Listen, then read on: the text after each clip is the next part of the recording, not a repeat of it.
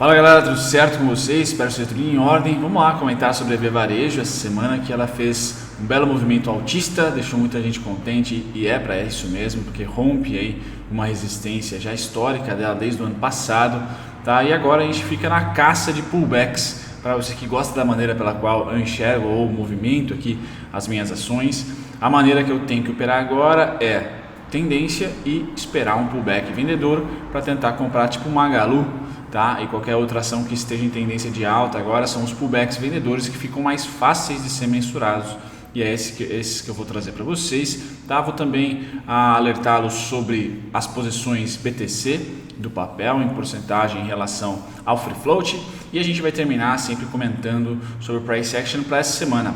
Hoje é dia 12, domingão, querido, sol bastante aqui. Devo postar esse vídeo para vocês à noite. O pessoal que é assinante já deve estar lá na área de membros. E se você se interessa pela Via Varejo, agora no curtíssimo prazo, fique até o final.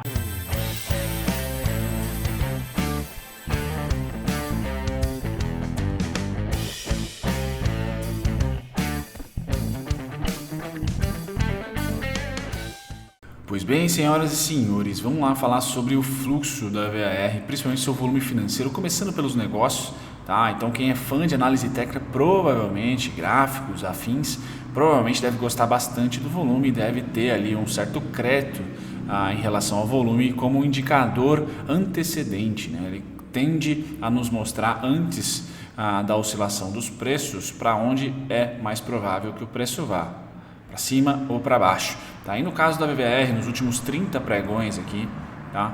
O dia que mais chamou atenção, nós temos a média aqui perto do 100k aqui, tá? O dia que mais chamou atenção foi esse aqui, tá? Foi o dia 16 de junho, tá?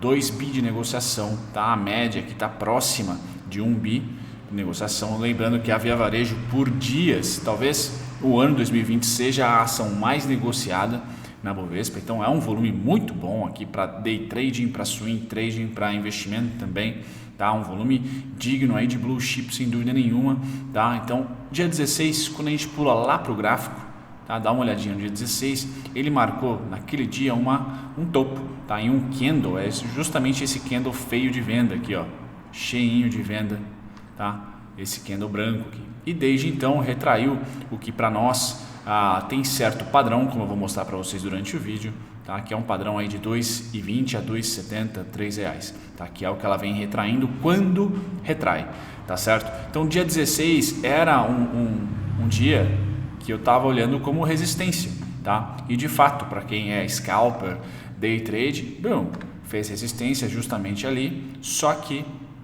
a partir do momento que conseguiu aqui vencer o fechamento do dia 16, venceu, testou de cima para baixo, aqui já foi suporte. Então justamente o preço do follow-on e o 14,86 aqui são precificação do follow-on, né? E o 14,86 são agora suportes, tá?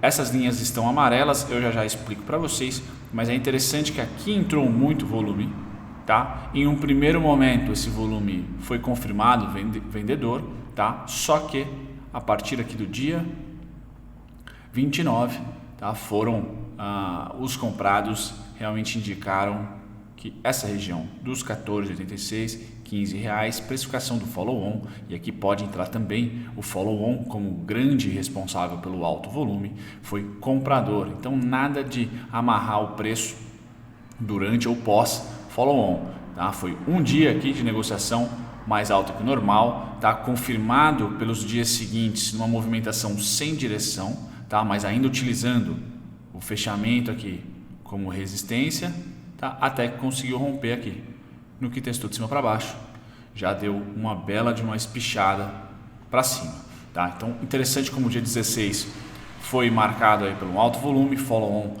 no radar, e agora nós já encaramos tendência novamente, utilizando então o próprio preço de follow-on, tá? Como suporte, precisamente aqui 14,86 e R$15 bola, né? Principalmente 14,86. Legal, essa parte eu acho interessante olhar, que é a parte de fluxo. Agora a gente vai para quem é curioso, indicadores fundamentalistas, né? Lembrando que ela ainda está no acumulado do ano deficitária, então a gente vai olhar sempre o PL negativo, né? O que não é muito interessante. Tá? O que eu acho legal é vocês verem aqui em relação a Magalu, tá? Comparar preço valor patrimonial com a Magalu pode ser um bom comparativo. Tá? Nós temos ali que o descorrente melhorando cada vez mais devido, né, à capitalização recente, tá certo? E aí o que o mercado vai ficar com certeza de olho é o crescimento. Tá?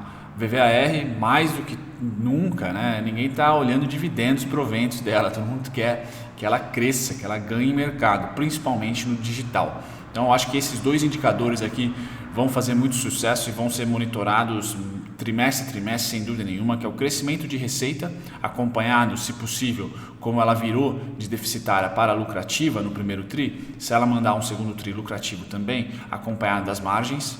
Então acompanhar crescimento com margem. Tá? Vai acelerar esse cara muito provavelmente se ela conseguir também melhores margens aqui. Então a margem bruta, a margem EBITDA e a margem líquida junto com o KGR, tá? Ou os KGRs das margens também, pode ser feito essa conta, tá? Serão, na minha opinião, os indicadores mais monitorados via varejo, que é uma ação clássica de crescimento, uma empresa clássica de crescimento. O mercado quer ver crescimento, tá? Market share, margem, crescimento de receita e lucro. Tá? Então eu ficaria atento a esses dois indicadores, KGR, receita e lucro, e se você puder também olhar as margens, caso ela confirme mais um TRI positiva, lucrativa agora em agosto. Tá? O preço sobre valor patrimonial ficaria ali com a Magalu, sem dúvida nenhuma, uma disputa, mas o varejo, de certa maneira, tem ali PLs, quando voltar a ser positivo, astronômicos. Né? Eu ficaria mais com o preço sobre valor patrimonial em comparação com a Magalu.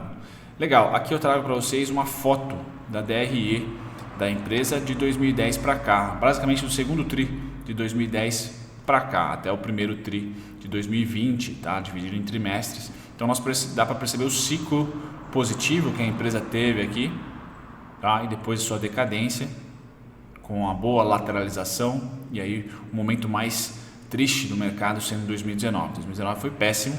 Tá, agora a gente teve o claim no meio do final de 2019 ali e tal, mais toda a digitalização, mais todo o fluxo que entrou no ativo, mais os investimentos feitos nas startups, enfim, follow-on. Agora a empresa tende, né, todo mundo espera esse crescimento aqui de volta. Tá? E aqui no passado foi de 2010 a 2014, 2013, 2014. Tá? Então são 4 anos de crescimento, é uma expectativa interessante que a gente pode ter como ciclo de crescimento para a Via Varejo, pois ela já presenciou, tá? Isso em um passado recente. Então é importante ter no histórico esse crescimento, esse ciclo positivo. Tá? O que a gente não quer ver mais é esse daqui, né? Tá certo? Pois bem, passado aqui a gente vai para o BTC. Tá? Vou deixar esse site aqui para vocês vasculharem BTCs dos papéis na descrição, créditos aí para o Trade Hunter, tá? Então o que nós temos aqui? Com a quantidade de BTC dividido pelo Free Float, cerca de 3%, tá? De todas as ações negociadas aí no Free Float estão alugadas. Então esse aqui em uma média, tá? Um saldo, temos aqui 3% do float alugado, o que é sim uma ação que está acima da média, tá? Ela está parecida, por exemplo, com o Bradescão. O Bradescão também está com 3,20%. Tá? A Itaúsa eu mostrei hoje cedo, está menor, 1,44. Tá? Então para vocês verem que sim, tem posição vendida ainda, o que deve trazer para a Via Varejo assim, um movimento não astronômico. Tá? Pode ser que ela sim continue subindo, mas tem ainda percalços, tá? Nessa subida, tá certo? Porque tem ainda uma posição relevante ainda de venda. Tá? Não é uma empresa, uma ação que está ali zeradinha ou com 1%, nem 1% às vezes do float alugado. Ela está alugadinha, está bem alugada, aí, vamos dizer assim. A Cogna também eu cheguei a chamar a atenção. Olha só o quanto do float da Cogna está alugado, tá certo?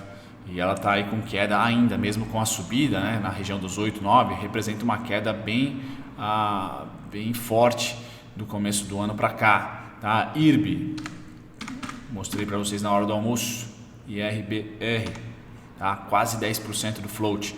Então aqui você consegue ter um termômetro das ações que podem vir a ficar pesadas. Tá? Acima de 3 já começa a chamar atenção, acima de 5, tá? Você tem que monitorar e olhar alvos no curto prazo, pelo menos é assim que eu trabalho, tá? E no caso da IRB aqui, quase 10%, realmente você vai brigar aí com um tubarão para que ela suba igual um foguete, tá? Pode subir? Lógico que pode, mas tem que monitorar sempre aqui, porque a posição BTC pode auxiliar o trader ou até o investidor a ter uma melhor expectativa da movimentação do preço. Pode ser na alta, não tem problema nenhum, mesmo que o BTC esteja alto, mas caso o BTC de fato esteja alto, essa alta pode demorar mais do que você gostaria, e aí você planeja também um pouco de tempo em relação a preço, tá? E não só o preço.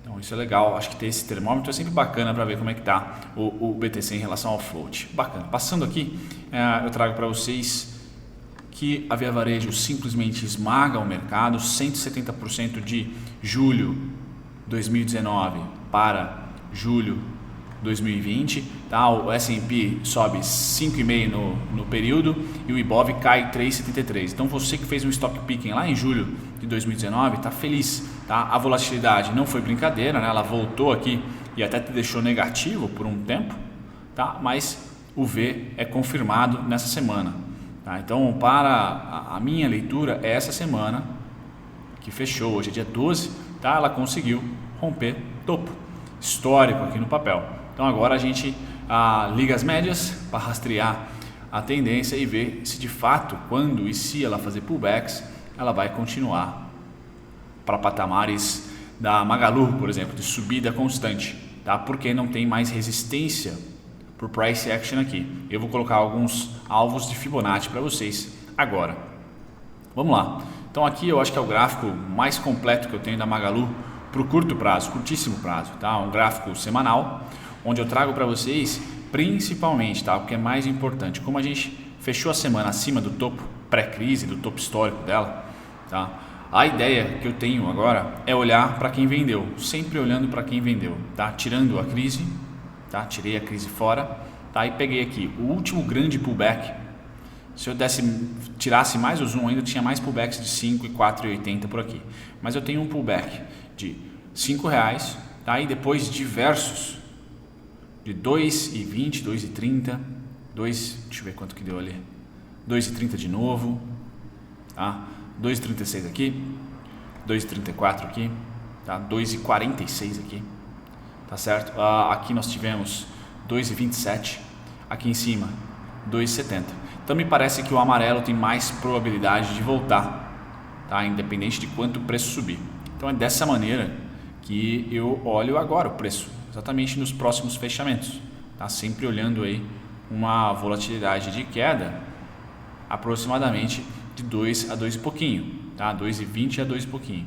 Então conforme o preço vai subindo, eu vou plotando esses níveis, porque tende, né, em um momento de retração, como foi aqui, como foi aqui, como foi aqui, provavelmente aqui também, aqui, ela tende a cair de um topo, uma mínima, 2,36, 2,34, 2,46, 2,27, um pouquinho mais aqui, 2,70.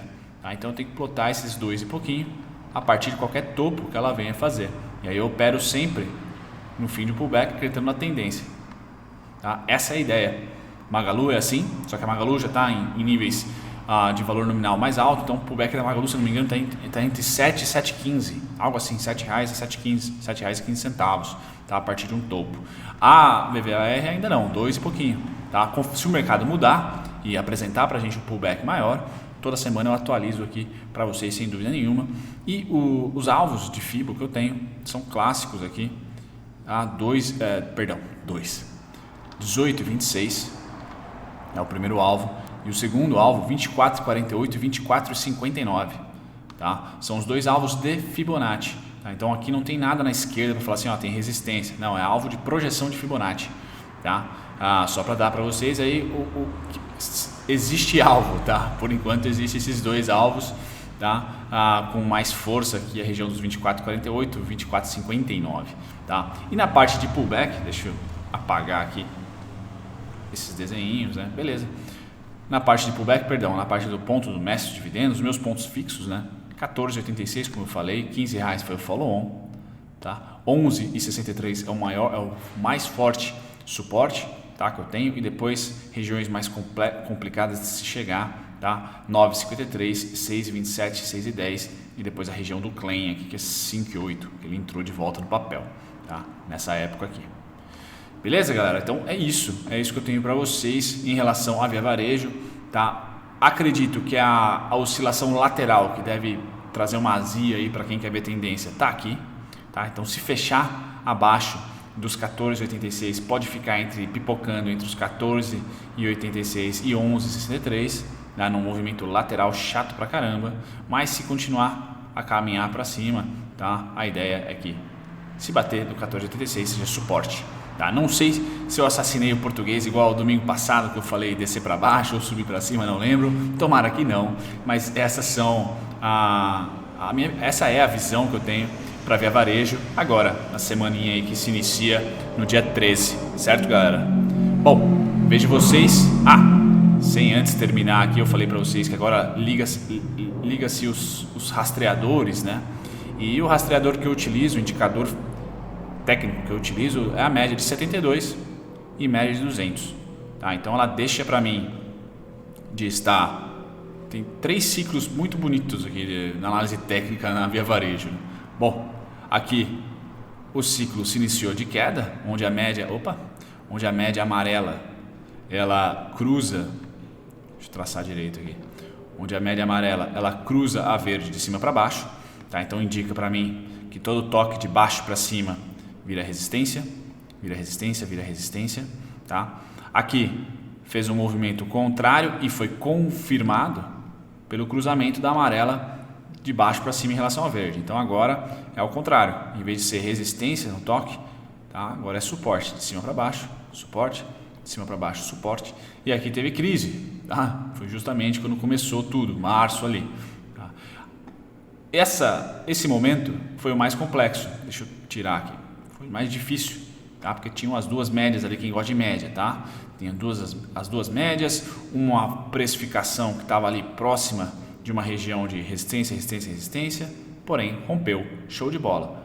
Formou suporte, 9,53 e mandou bala. Agora, as duas médias aqui, tá? Vejam que a média amarela acabou de cruzar a média verde. Como os movimentos foram muito voláteis, normal, tá? Então agora, quanto mais o preço ficar aqui boiando, mais a média amarela vai apontar para cima, cruzando a verde, tá? E as duas serão suporte, como foi, por exemplo, aqui, ó.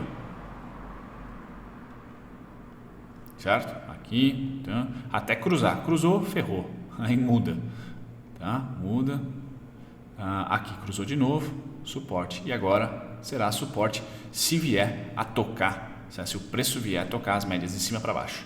Beleza, galera? É isso. Espero vocês no próximo vídeo, amanhã de manhã, segundona, dia 13 no café. Tchau, tchau. Muito obrigado se você ficou até o final do conteúdo, eu agradeço a companhia de vocês e eu estou aqui para convidar vocês a pesquisarem, talvez de uma maneira mais dinâmica, os conteúdos que vocês esperam aqui do canal assistir e também aprenderem do zero e de graça com a nossa descrição. Vamos lá, para você pesquisar exatamente o ativo ou o tipo de conteúdo que você quer achar aqui no canal, visite as nossas playlists, aqui é só clicar em playlist, depois você vai ser direcionado a todas elas e aqui você vai encontrar o seu ativo preferido, o ativo que você quer estudar, unit preferencial, ordinária, ou playlists que contemplam aqui ações com alto dividend yield, ou duelo de ações, onde eu comparo 2 ou 3, 5 ações até que vocês pedem para mim nos comentários. Passar as playlists, você também pode aprender do zero e de graça, visitando a nossa descrição. É só ir lá na descrição de qualquer vídeo meu, você vai encontrar aqui primeiro e-books gratuitos e também videoaulas feitas por mim, gratuitas, sendo 3 principais aqui, também temos as masterclasses e mais relatório e e-book para você aprender não só análise técnica, mas também um pouquinho de fundamentalista.